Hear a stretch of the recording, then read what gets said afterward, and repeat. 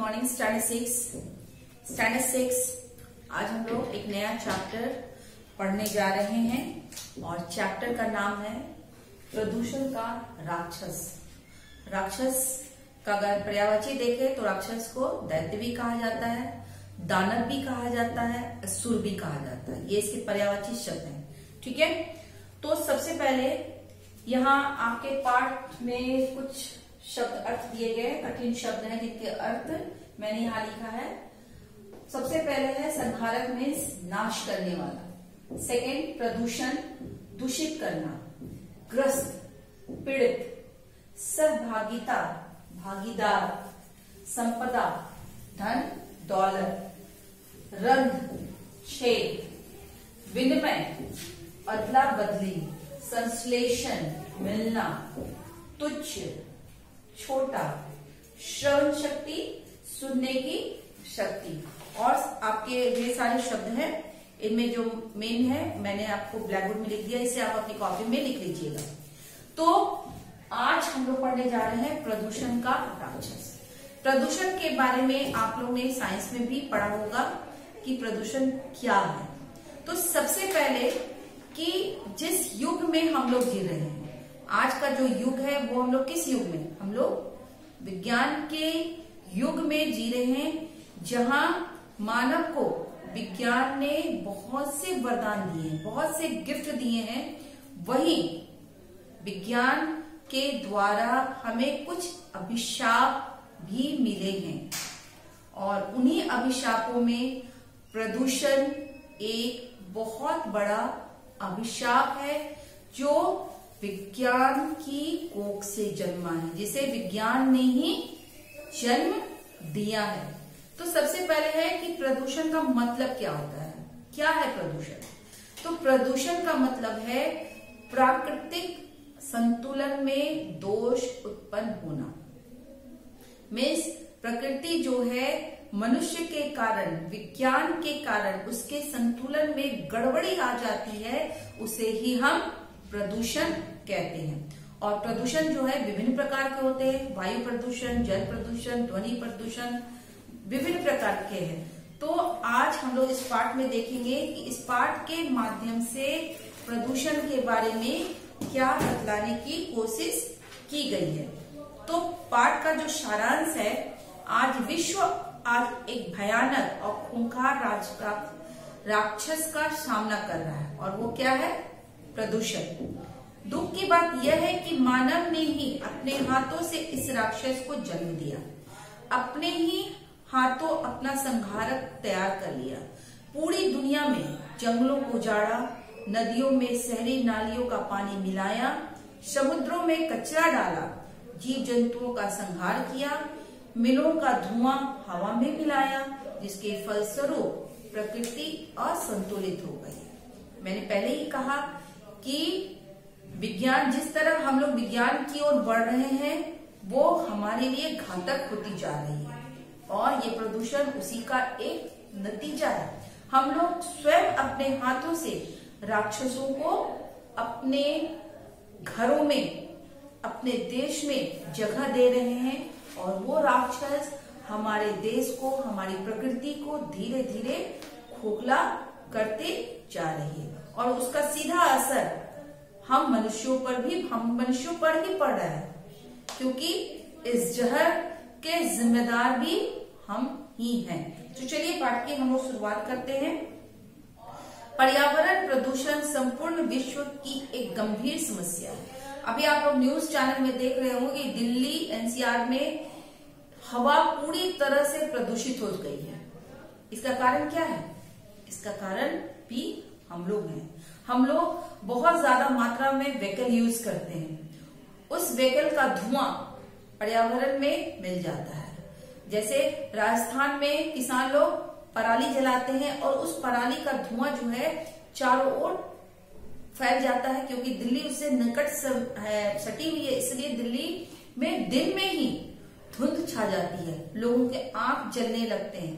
तो ये जहर हमने खुद बनाया है और जब इंसान खुद बनाता है तो उसका सेवन भी हमें को करना पड़ेगा, है ना। मुख्य यह मुख्य रूप से प्रकृति के साथ किए गए अन्यायों का साकार रूप है। केवल हमारा देश ही नहीं इस समस्या से ग्रसित नहीं है, अपितु पूरा विश्व इसकी चपेट में है। यह समस्या दिन प्रतिदिन बढ़ती जा रही है।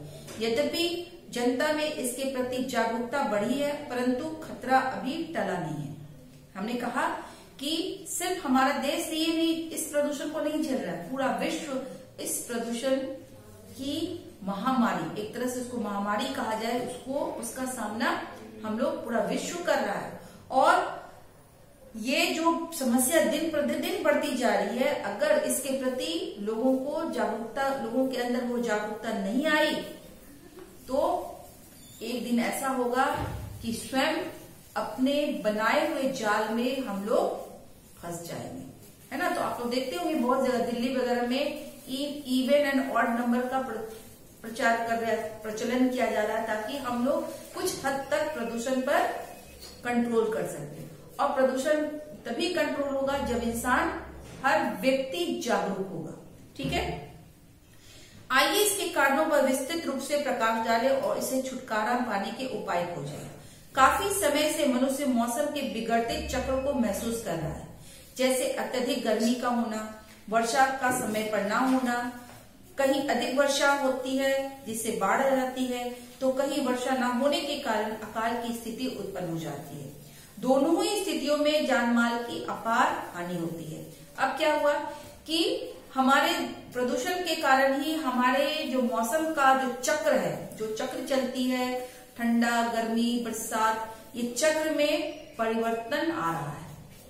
और आप देखिएगा कभी कहीं कहीं बहुत गर्मी पड़ रही है, जैसे आजकल बहुत गर्मी पड़ रही है, कभी कभी बारिश होती ही नहीं है, बारिश का लोग इंतजार करते हैं, कहीं इतनी बारिश होती है कि बाढ़ आ जाती है।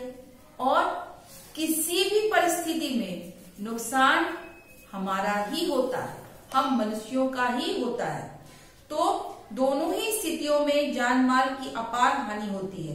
प्रकृति के संतुलन को बिगड़ने में मनुष्य की बहुत बड़ी सहभागिता है। पृथ्वी पर जीवन प्रकृति के संतुलन से ही संभव है। वायु, जल, वनस्पति जगत, भूमि, नदी, पशु पक्षी, खनिज संपदा आदि सब पर्यावरण के अंग हैं, जो हमारे जीवन, स्वास्थ्य, सुख, शांति और संपन्नता में सहायक है। यहाँ पर हमारे कारण ही प्रकृति का संतुलन जो है वो बिगड़ती जा रही है। और इसमें वायु, जल, भूमि, नदी, पशु पक्षी, खनिज संपदा और पर्यावरण, ये सभी क्या है, हमारे जीवन के अंग है। और इसके रहने से ही हमारे जीवन में सुख, शांति और समृद्धि आती है। शुद्ध वायु जो सभी के जीवन के लिए अनिवार्य है, में 78.09% नाइट्रोजन, 20.95% ऑक्सीजन, 0.03% कार्बन डाइऑक्साइड तथा 0.93% अन्य गैसें होती हैं। यदि वायु में ये तत्व उचित मात्रा में उपलब्ध न हो तो वायु प्रदूषित हो जाती है। गाड़ियों के धुएं, फैक्ट्री के धुएं से और पेड़ पौधों के कटने से वायु में कार्बन डाइऑक्साइड की मात्रा बढ़ती जाती है। हम सभी प्राणी भी सांस लेते समय वायुमंडल से ऑक्सीजन अंदर लेते हैं और कार्बन डाइऑक्साइड बाहर निकालते हैं। वायु प्रदूषण के कारण ही हमें ऑक्सीजन पूरी मात्रा में नहीं मिल पाती, जिससे कई प्रकार के रोग हो जाते हैं, जैसे अस्थमा, हृदय रोग इत्यादि। अब यहाँ पर कहा गया है कि शुद्ध वायु हम सबों के लिए जरूरी है। हमारे वायुमंडल में नाइट्रोजन की मात्रा इतनी होनी चाहिए, ऑक्सीजन की मात्रा इतनी होनी चाहिए और कार्बन डाइऑक्साइड की मात्रा इतनी होनी चाहिए। ये सभी चीजें हमारी वायुमंडल में मौजूद है। और जो मात्राएं दी गई है, अगर उस मात्रा में वो उपलब्ध ना हो तो वायु जो होती है, वायुमंडल की जो हवा होती है, वो क्या होती है, पूरी तरह से प्रदूषित हो जाती है। तो उसका कारण भी हम ही लोग हैं, क्योंकि हम लोग अपने स्वार्थ के लिए, अपनी आवश्यकता की पूर्ति के लिए दिन प्रतिदिन अंधाधुंध होकर के पेड़ों की कटाई कर रहे हैं, क्योंकि आप लोगों को पता है कि कार्बन डाइऑक्साइड को वो ऑब्जर्व करता है, अपनी ओर खींचता है। हम लोग ऑक्सीजन छोड़ते हैं और कार्बन डाइऑक्साइड, ऑक्सीजन लेते हैं और कार्बन डाइऑक्साइड छोड़ते हैं, तो छोड़ा हुआ जो कार्बन डाइऑक्साइड वो पेड़ द्वारा अपने ओर अपने में ग्रहण कर लिया जाता है। तो लेकिन जब पेड़ पौधे ही नहीं रहेंगे तो वायुमंडल में कार्बन डाइऑक्साइड की मात्रा ज्यादा हो जाती है और ऑक्सीजन की मात्रा कम होने के कारण क्या होता है कि हम लोग को भरपूर मात्रा में ऑक्सीजन नहीं मिल पाती है, तो विभिन्न प्रकार के रोगों से हम लोग ग्रसित हो जाते हैं। आजकल देखते होंगे कि सांस की प्रॉब्लम बहुत ज्यादा हो रही है, अस्थमा टाइप की। क्यों? क्योंकि हम लोग प्रदूषित वायु को हम लोग क्या कर रहे हैं, ग्रहण कर रहे हैं। आजकल के लोगों को हृदय रोग बहुत हो रहा है, छोटे छोटे बच्चों को, बड़े बड़े, पहले कहा था कि हृदय रोग बूढ़े लोगों को होती, लेकिन आजकल ये रोग बूढ़ा जवान कुछ नहीं देता, किसी को भी हो जाता है, क्योंकि हम लोग प्रदूषण में ही अपनी जिंदगी को जी रहे हैं। वायु में शुद्धि की प्रक्रिया वनस्पतियों से पर अवलंबित है। प्रकृति में वायु प्रदूषण को कम करने की प्रक्रिया स्वयं होती रहती है। पेड़ पौधों की पत्तियों में बारीक रंध्र हैं, जिनके द्वारा वातावरण और पौधों में गैसों का विनिमय होता रहता है। इन रंध्रों से वायु भीतर जाती है, जहां प्रकाश संश्लेषण द्वारा कार्बन डाइऑक्साइड का ऑक्सीजन में परिवर्तन हो जाता है। उस कार्बन डाइऑक्साइड से पेड़ अपना खाना बनाते हैं और ऑक्सीजन को बाहर छोड़ देते हैं। इसी ऑक्सीजन के द्वारा हम मनुष्य सांस लेते हैं। मनुष्य ने अपने तुच्छ स्वार्थों की पूर्ति के लिए हरे भरे वृक्षों को काटकर वायु प्रदूषण को निमंत्रण दिया है।